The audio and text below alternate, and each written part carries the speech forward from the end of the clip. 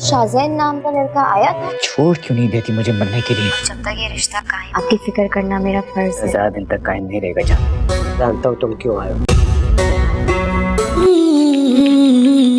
Hello friend, फरियाल ने जब से शाहज़ैन को इस मस्जिद में देखा था, इसे बेचैनी ने घेर लिया था। इसका किसी भी काम में दिल नहीं लग रहा था। अब इसे लगने लगा था कि वही कसूरवार है। अगर वो इन बाप बेटे के दरमियान ना होती तो हालात ऐसे ना होते। वो इब्राहिम अंकल की दिन ब दिन गिरती हालत से भी बहुत परेशान थी और चाहती थी कि शाहज़ैन और इब्राहिम अंकल में सुलह हो जाए, क्योंकि शाहज़ैन के दिल में अब तक इसके लिए कोई गुंजाइश पैदा नहीं हो सकी थी। बल्कि इसकी कंपनी ज्वाइन करने से वो और भी ज़्यादा इसे नफरत करने लगा था कि इसका जो मकसद था वो पूरा हो चुका है। आज वो मज़े से अपनी ज़िंदगी ऐशो आराम में गुजार रही है, जबकि इसका कोई ठिकाना भी नहीं रहा था।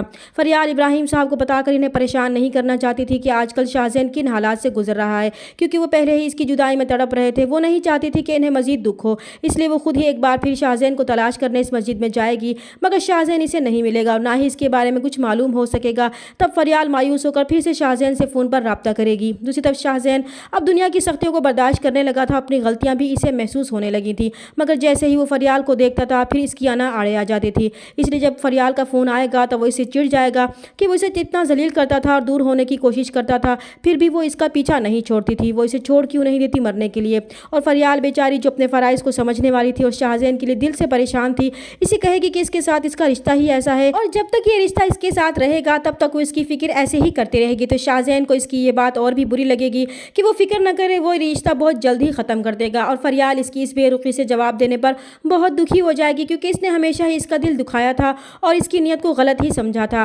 दूसरी तरफ ज़ुहैब जो पाकिस्तान वापस आ चुका है, अब इसका इरादा पाकिस्तान में ही जॉब करने का है, क्योंकि इतना सब बाहर रहने के बाद भी इसका दिल वहाँ नहीं लगा था।